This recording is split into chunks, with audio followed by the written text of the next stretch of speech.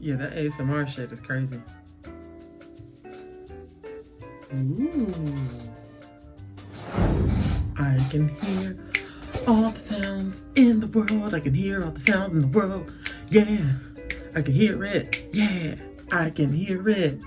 Can you hear me now? Yeah.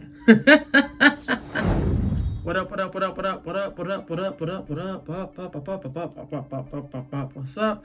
I am the Danielle J. You are now tuned into Donuts, Coffee, and Tech on whatever platform you listen to your podcast, and I'm super stoked that you're here because we have yet another piece of content to help you get off your ass. And I swear, I was so embarrassed.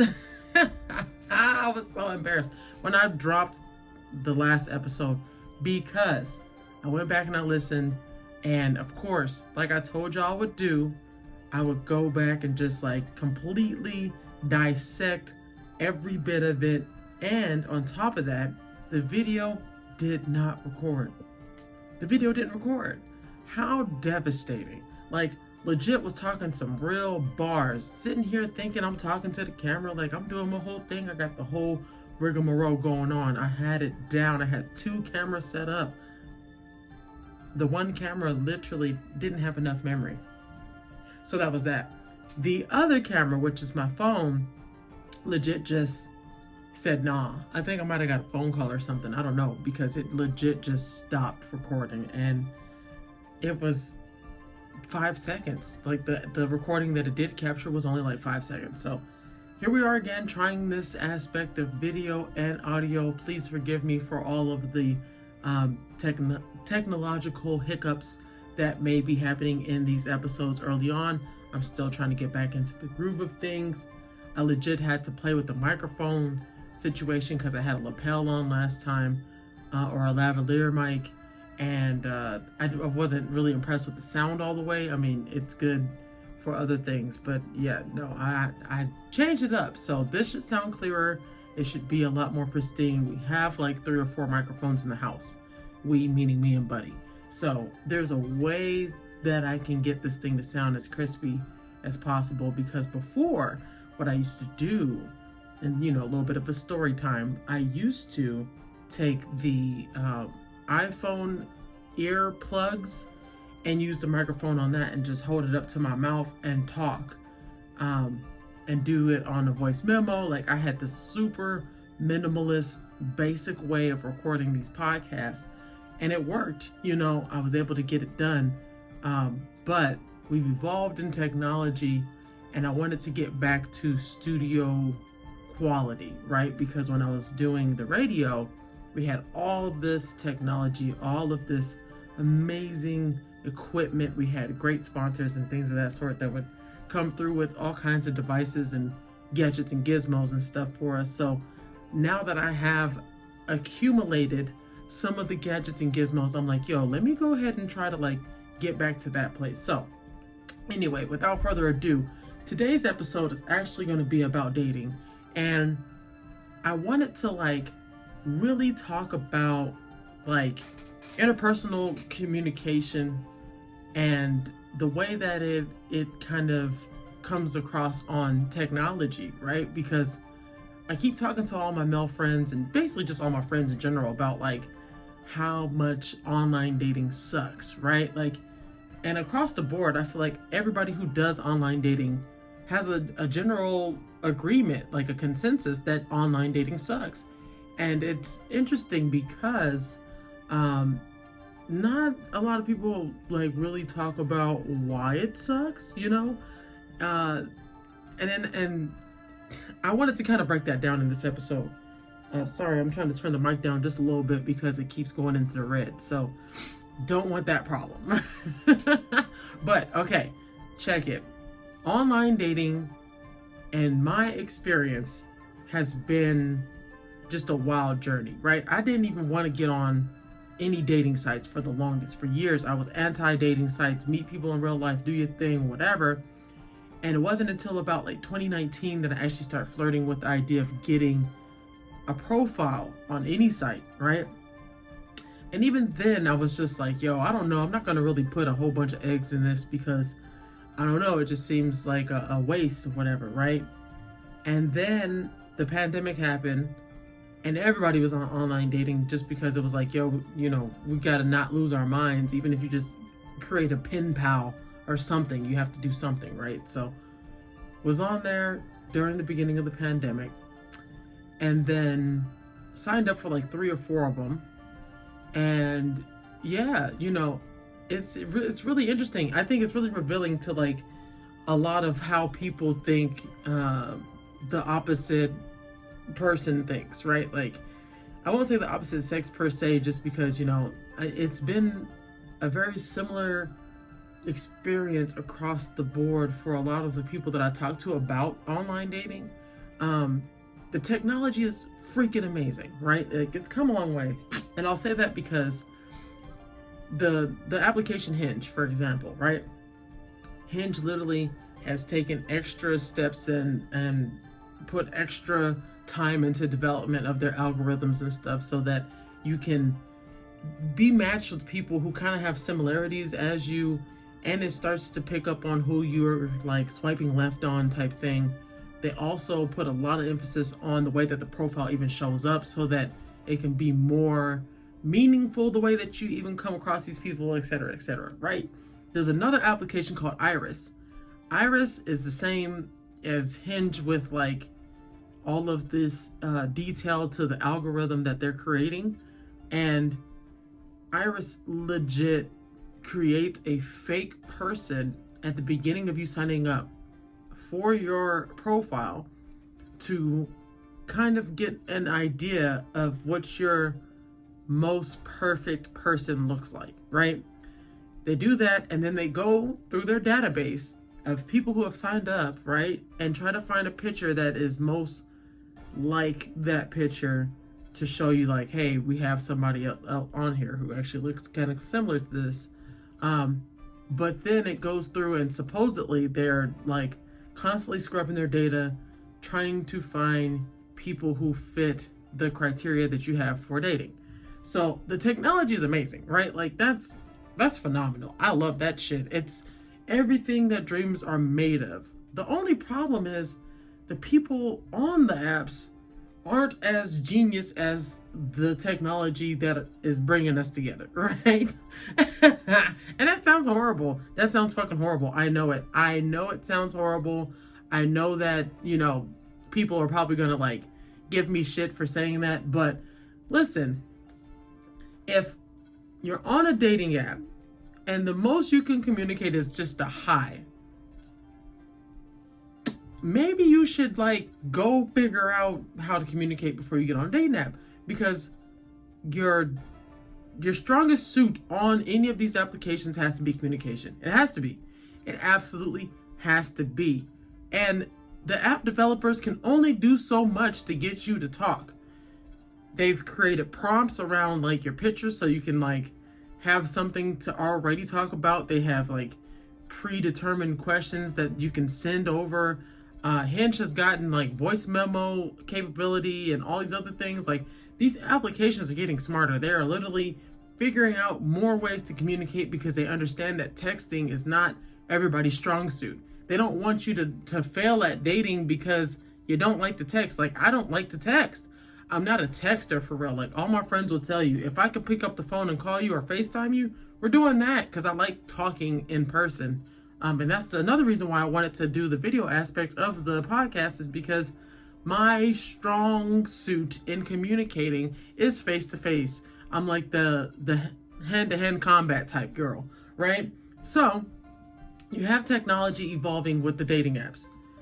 Everybody's getting on board with like these different ways to communicate and all these different facets that communication can happen online, right? Because we're learning that you really can excel and accelerate your connection with another person through all these different means without having to be in front of them, right?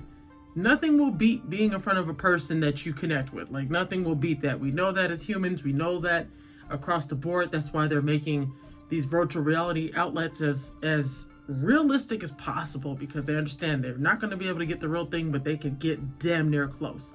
And I feel like they're going to start doing dating and virtual reality soon. like really soon. I feel that in my bones. But with all of this advancement in technology, with all of these things that are coming together so that we can better communicate, why are people still trash? Why are they still trash at communicating? Why is it so hard for people to really like talk to other people if you came to a platform for the sole purpose of meeting new people? I just don't get it. So, the 3 dating apps that I want to talk to y'all about in comparison to one another, besides people being trash, like we'll call that whatever, right? I mean, we'll get back to that later. But the 3 apps that I wanted to talk to you about: Facebook dating, Hinge, and let's go ahead and talk about Iris, because I was going to talk about a different one, but that's fine. We'll talk about Iris. Sorry I keep sniffling and stuff. It's allergy season, I guess. Who knows what allergy season actually is, because in LA, I feel like it's year round. You'll just get caught off guard one day and bust in the face with a whole bunch of pollen. Like you can't properly prepare for a season out here. So pardon the sniffles.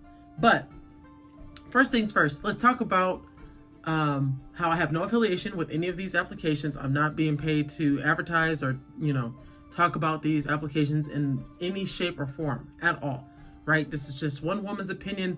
This is the things that I found to be helpful on these applications. These are the things that I found to be trash, right? So I'll start with Iris because it was the last in the line and almost didn't make the cut. So Iris, like I said, it does this phenomenal thing of like asking you all these questions, and it poses all these pictures and stuff so that you can start, putting together like your ideal mate. That's fantastic. The part that I don't like is that legit, they'll just send you a bunch of people, right? And I think what it is they want you to pay for a service, so therefore you can get the actual technology that they're using. I think that's BS though. Like, if you want me to buy into your service, give me a little taste of what I'm going to get, right? Because with the other applications, they have a paid version. You get a little bit of what you would be paying for, right? Every single time I go on Iris, it's like 100 guys, and they're like, "You're his type." Am I? But is he my type? No, he's not. Please send me guys that are my type. Kudos for them for, paying for the service so that I can come up in their feed or whatever. However y'all doing that.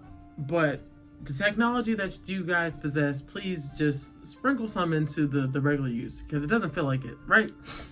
Second application, Facebook freaking dating. I did not know that Facebook had a dating aspect to it until I was talking to actually this guy I used to date, and he was telling me like, yeah, I meet a lot of women.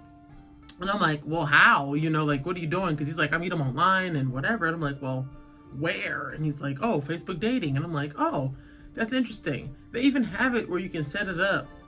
If you have a crush on somebody that's in your friends list, you can say who your crush is. Nobody sees it. But then you'll get a notification if they sign up for Facebook dating. I thought that was genius. It's so cute.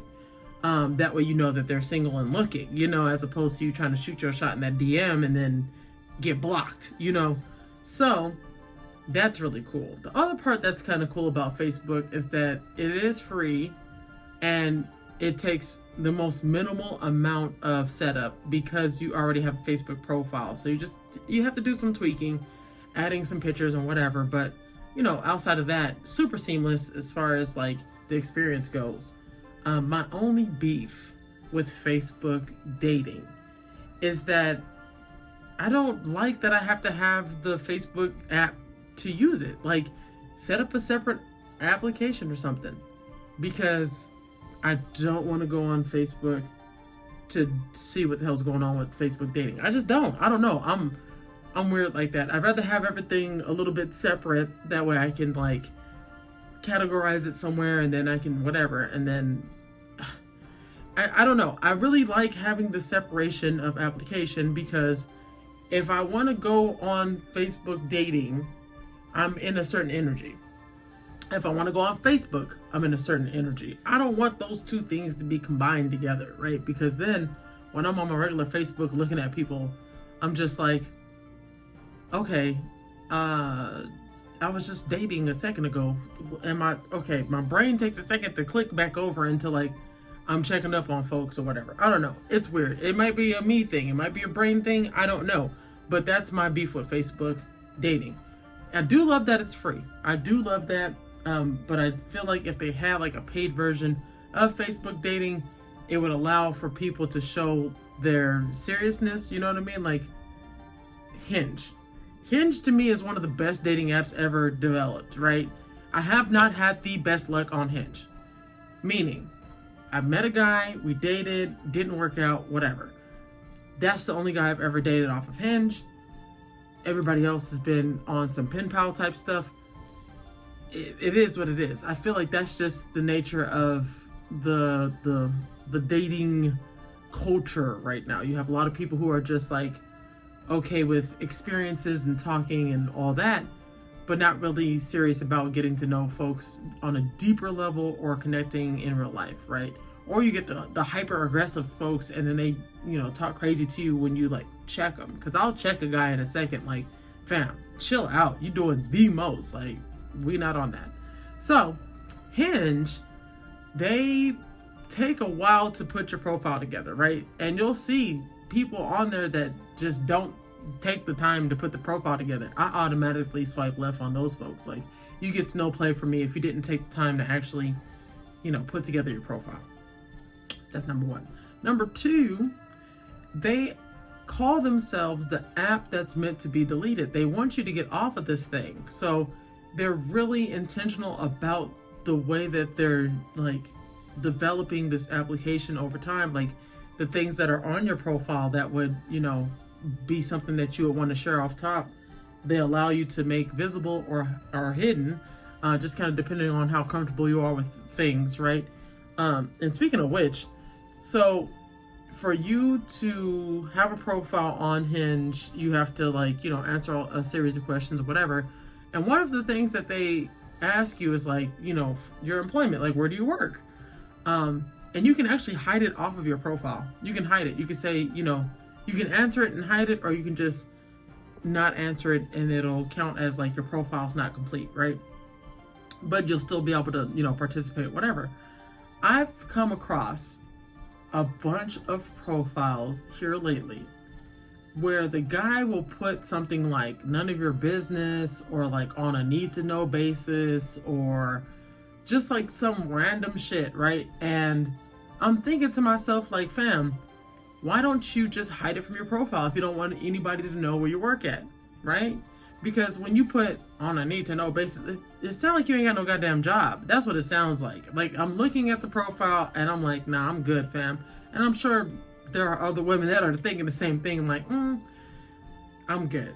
The other thing is, oh my God, they need to put in something for the quality of picture, right? Like I think Bumble or somebody actually has it where you have to take like good pictures, like clear pictures, and they won't let you upload like group pictures. Fam, on Hinge, there's like a gazillion guys in a picture on every picture, and you're like, yo, who am I trying to talk to? Like, I don't get it. I swipe left on them too. I ain't got time. I have no time and no patience to be trying to decipher who am I talking to on this damn application. I don't have the patience for it. I just don't.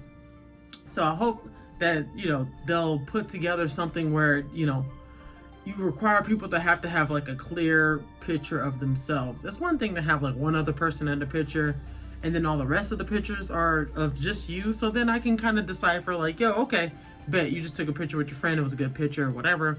But when every single picture is you and a group of people, or you with like a chick and another chick and a guy and, just whoever, it gets super confusing and I'm not here for it. So anyway, Hinge, out of the three, to me, is the best one because it does have all these different ways that you can communicate with the person that you're trying to get to know. Legit. They have prompts on all the pictures. You can put a prompt on your picture to say, like, guess where this was taken, or like, you had to be there, or whatever, to kind of like entice somebody to talk, right? Then they also have these prompts for you to write things about yourself so that you're not just writing a bio, because that can be intimidating, right? They also have it where you can put a voice memo on your profile, which is great because some people are like voice snobs, right? Some people want to hear that voice before they actually communicate with you, or before they, jump the gun and give you their phone number or something. I get it. Some voices are just too much to stand, and sometimes people put on like a radio voice when they're doing the voiceover part. I don't know. Anyway, that's an option. Once you connect with the person, you're able to send voice memos. You're able to do like a video chat, like a FaceTime. You're able to do like a phone call without having to give away your phone number. Like, they have all these different measures to really make communication easier. And I'm here for it. Hinge definitely takes the cake. I think they are the best application for dating because they do have all these options. And on top of that, if you pay for the preferred membership, you are able to like really hone in on some of the demographics that you're looking for in a partner. Boom. There it is. The part of this podcast that I really want to talk about, because besides these applications having phenomenal data, phenomenal freaking technology, phenomenal ways of getting people on their applications and talking and, getting to know each other, I want to talk about how sad it is that humans cannot communicate with one another when that has been our claim to fame since the beginning of time. We found a way to communicate with one another. We even have created languages and have all kinds of different ways that we can further communicate with each other. But when you look at these dating apps and you see like the statistics, like I had the number, I didn't write it down, but there's some crazy number of people that literally just ghost the other person because they just didn't know what else to say, right? That's some crazy shit to me. Like, I could probably talk forever, right? Wouldn't advise it because obviously the repercussion of talking forever, you lose your voice and whatever, it's exhausting. But it's just really sad to me to think that we as a society are becoming less and less communicative. And I think of a time, and it's probably because I listen to a lot of old school music, when people had to be really intentional about the things they said because they had to be really intentional about the way that they moved in society. Because there was a lot of like, accountability. A lot of accountability. I was talking to a friend of mine yesterday, and I had mentioned to him, I said, I don't like disrespect. I'm just not a disrespect person. Like, you disrespect me, I'll probably like cut you off, right? And his response was like, well, men have to be careful with the way that they talk to women because women are a lot more sensitive. To which I wanted to cuss him out because I felt like that was rude. But I was like, okay, go on. He's like, yeah, because like amongst my male peers, I can be very like, brash and like, straightforward and this, that, and the third. And I challenged him. I said, is it that women are more sensitive, or is it that you're being rude toward women and they respond in a way because you're being rude, right? Because I'm really tired of hearing this whole dynamic of like, oh, well, I can't communicate with people because they don't accept straightforward, or they don't accept this, that, and the third. When the person who's being straightforward, in air quotes for those who are just listening, they're actually being rude as fuck, right? And I don't know. I really do think that there is some type of, I don't know what to call it. It's like this kind of haze that's happening right now in society where we're like misconstruing things. So then you have people who are finding things rude that don't know how to articulate that they think things are rude. So then they like blow up in a way that, makes them seem like they're more sensitive. Then you have people who are actually sensitive who are getting meshed in with the folks who don't like disrespect. And then you have the disrespectful people who are literally being meshed in with the straightforward folks. Because I'm gonna tell you like this, I love straightforward communication. I do. Just don't be disrespectful.